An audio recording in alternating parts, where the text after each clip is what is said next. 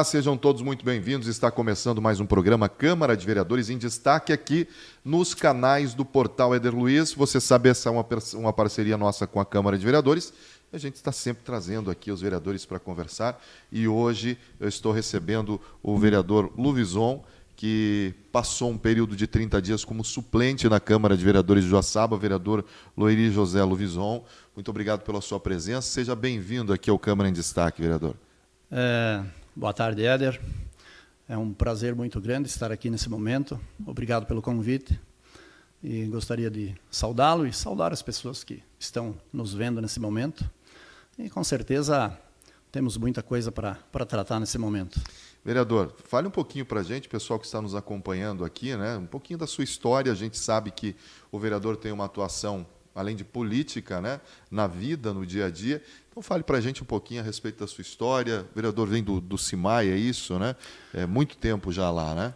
Isso. Eu sou funcionário público do CIMAI desde 15 de janeiro de 1997.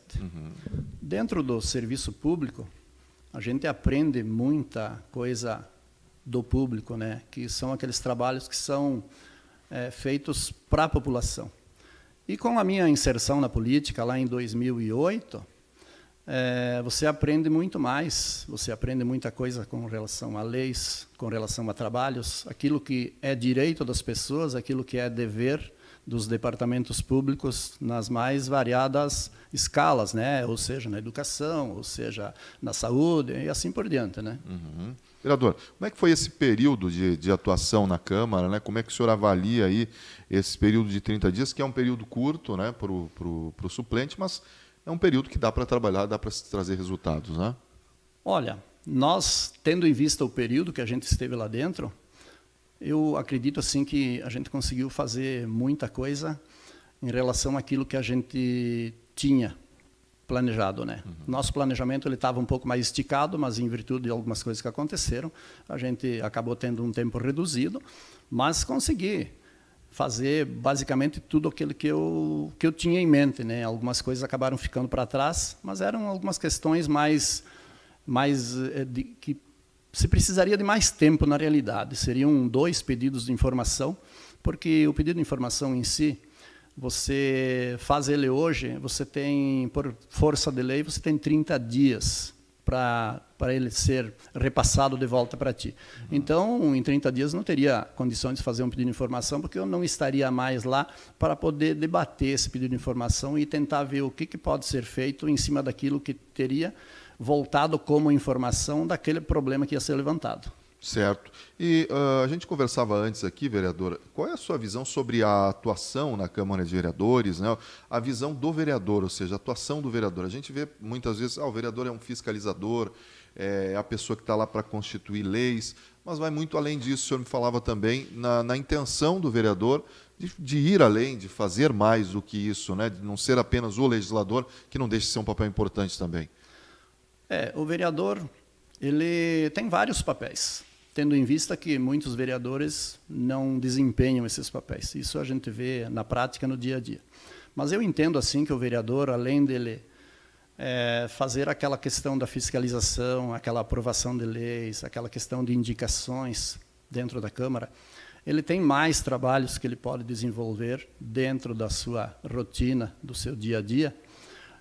Tipo assim, por exemplo, ele é um braço direito no município na questão de recursos, porque ele está diretamente ligado aos deputados estaduais, os federais e os senadores.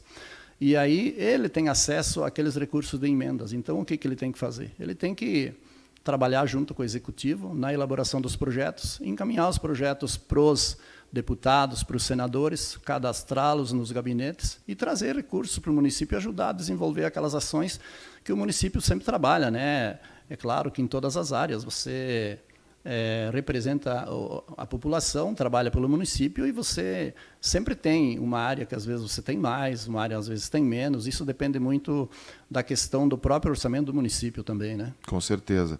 Vereador, durante esse período que esteve na Câmara foram várias indicações, que é realmente como o senhor disse, um pedido de informação, a criação de um projeto de lei, às vezes demora muito tempo, né? Sim. Mas a indicação ela é mais rápida, mais objetiva, né? E eu notava aqui que o vereador trabalhou muito com relação à questão do trânsito, né? Pensando aí na questão de uma outra ponte, na discussão, enfim, de vias do município, né? Fale para a gente um pouquinho dessa situação, nessa questão do trânsito, vereador. Bom, a questão do trânsito, eu penso assim, lá em 2014, quando eu já estive como suplente na Câmara, essa mesma indicação eu fiz lá e ela deu uma repercussão muito grande. Fiz nessa passagem pela Câmara também a indicação de uma terceira ponte. Porque o município de Joaçaba ele tem alguns pontos e horários caóticos do nosso trânsito, e também nos dias de chuva. Então, vejo que uma solução para isso seria uma terceira ponte, né? Joaçaba é uma cidade com 30 e poucos mil habitantes, 30, 32, aí, segundo o último censo, mas ela tem um status de cidade grande, diante de todas as indústrias que tem aqui dentro, o próprio hospital universitário, própria faculdade, agora a Unimed se instalando. Então, Joaçaba precisa de grandes obras que atendam a população. Não muito recente, acredito que há uns 3 a 4 anos atrás, se levantou uma pesquisa que apontou que tinha-se, na época, 1,8 veículos para cada morador da cidade. Certo. Então, nós temos aqui uma quantidade grande de veículos, e para esses veículos circularem, você tem que ter opção, você tem que ter caminhos, né? E eu entendo que uma terceira ponte que tirasse o trânsito da 15 de novembro e jogasse para Hervaldo Oeste, justamente ali naquele ponto da passarela, onde existe a passarela hoje, que antigamente existia uma ponte e que o rio levou na enchente de 83. Entendo que ali seria o lugar de uma terceira ponte, uma pista que tire os veículos da 15 de novembro e que jogue para Hervaldo Oeste. E a pista que vem de Hervaldo Oeste, quando chegando na barranca, ela sofre uma elevação e que desembarque os carros na Frei Rogério, com 2 mãos únicas. A que vai para o Santa Teresa levaria os carros para aquela região, e a que vem para o sentido Hospital Universitário levaria os carros para essa região, faculdade e assim por diante.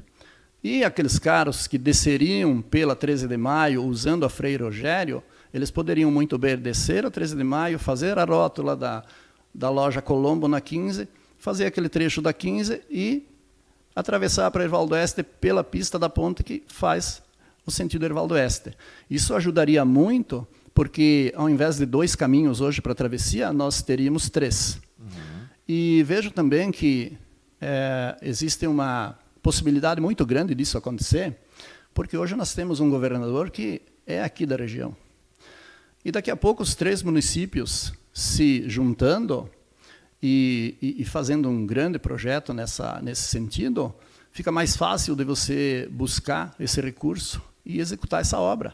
Porque se Joaçaba quer ser uma cidade grande, ela precisa de grandes obras. Ela precisa de obras que fluam o trânsito, precisa de obras de empresas que gerem empregos, porque já faz algum tempo que Joaçaba está estagnada nos 30 e poucos mil habitantes e não diminui, mas também não aumenta. Ela está ali, estacionada. E hoje um dos grandes problemas da nossa cidade é esse, é o trânsito, né?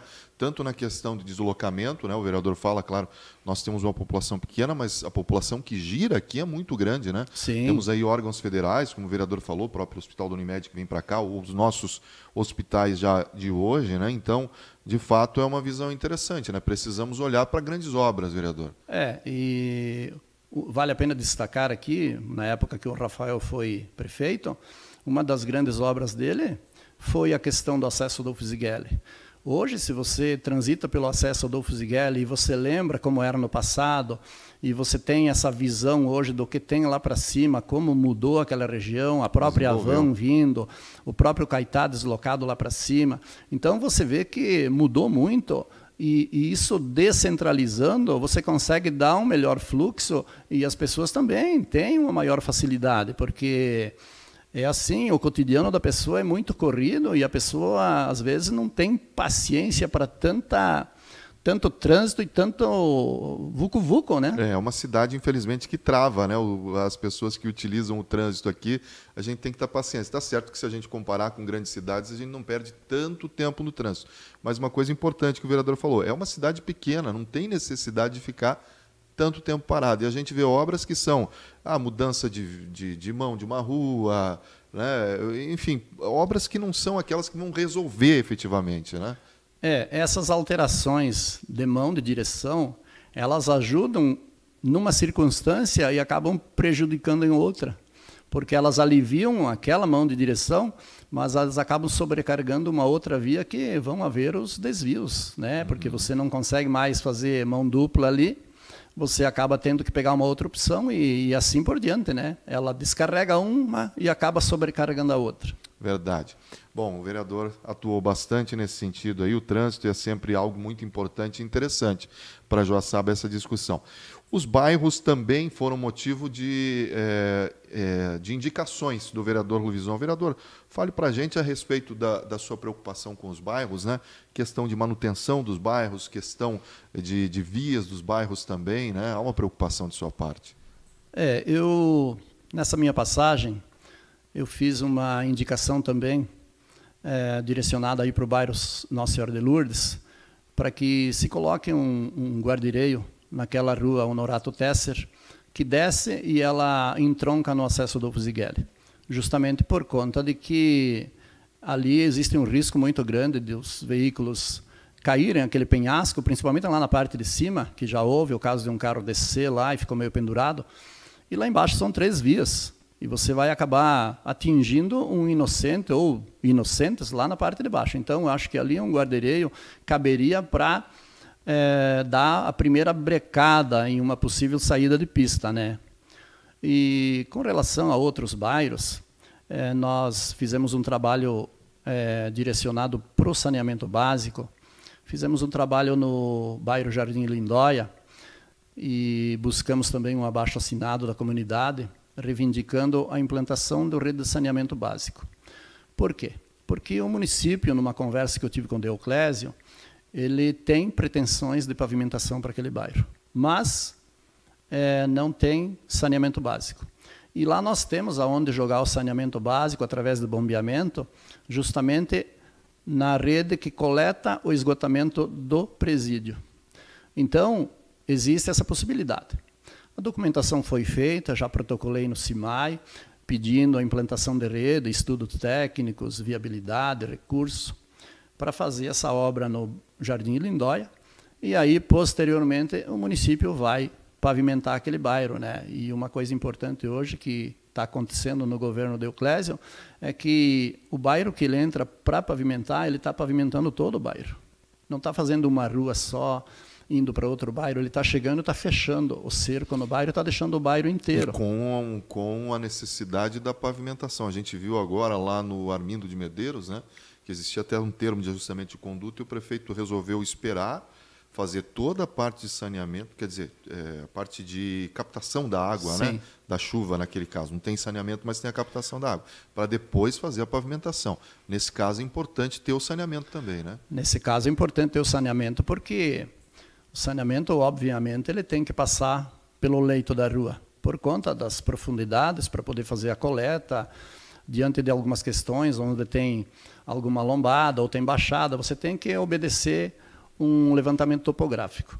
E então, depois que você for fazer um saneamento numa rua que já está asfaltada, você sabe que acaba com a rua e a rua nunca fica a mesma, né? Então, o importante desse saneamento estar feito antes da pavimentação é que depois não vai mais incomodar, não vai mais ter aquela buraqueira novamente e o terreno nunca fica igual. Ele sempre vai dar diferença, você pode refazer o asfalto, ele vai ceder com o tempo, dali um tempo ele cede de novo. É bem problemática essa questão.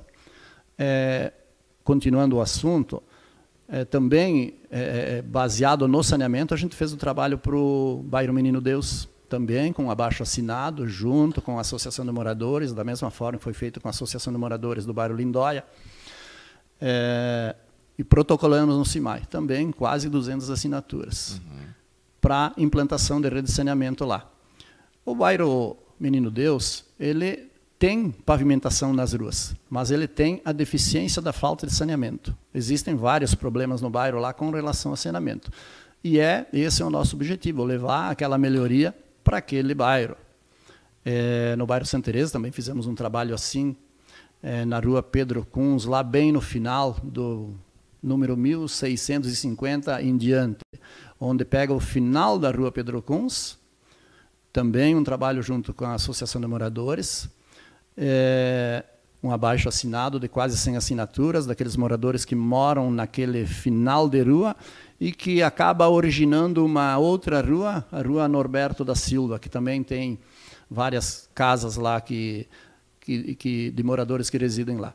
Também por conta disso, a falta de saneamento básico e falta de pavimentação.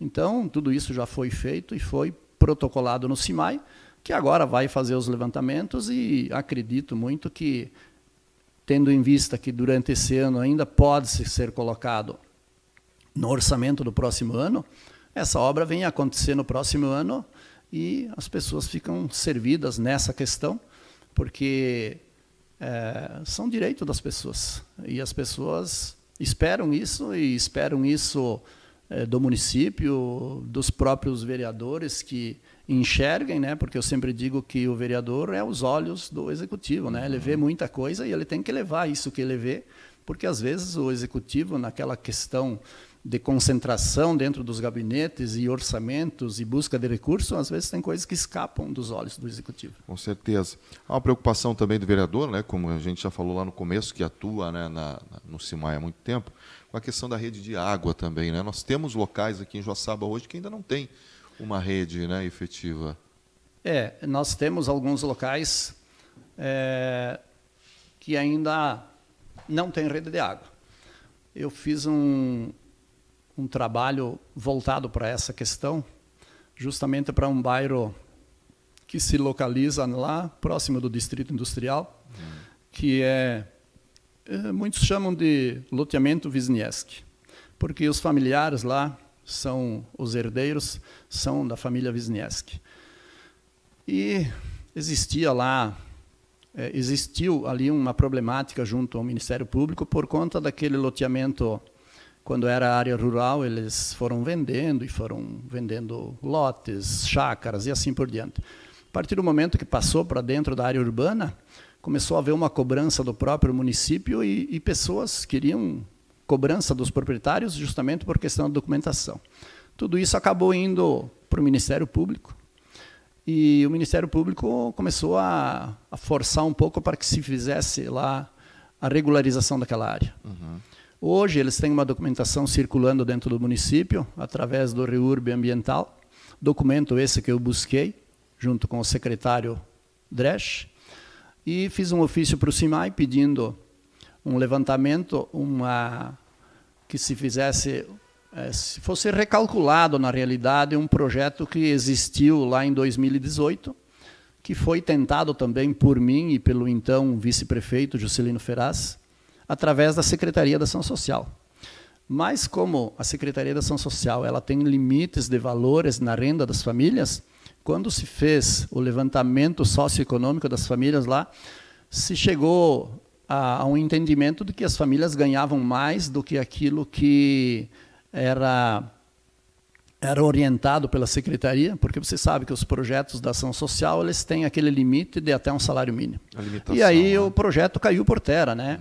E estava parado desde 2018, e agora eu estou com ele em mãos, hoje recalculado um valor de R$280 mil.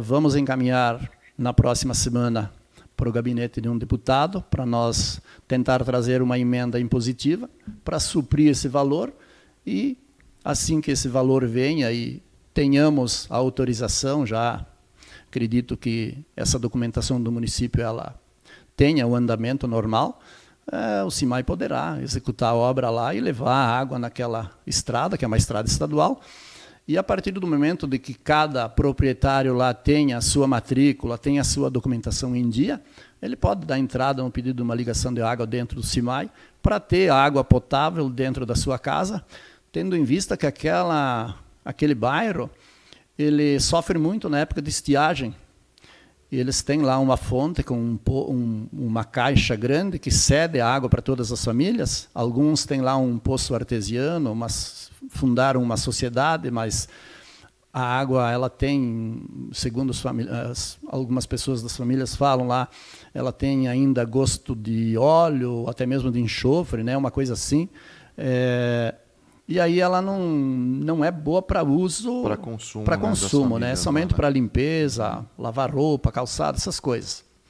Então, você tendo uma água boa em casa é sinônimo de saúde, né? Sim. E acredito que isso não demore muito tempo, a gente consiga deixar aquele problema também resolvido, né? Muito bem. Vereador, a gente está aí já chegando ao final desse nosso encontro aqui, bastante assunto, né? A gente viu que o vereador, nesses 30 dias, trabalhou bastante, né? E buscou muitas coisas para Joaçaba. Obrigado pela sua participação aqui, esperamos que volte outras vezes, né? E muito sucesso aí na caminhada.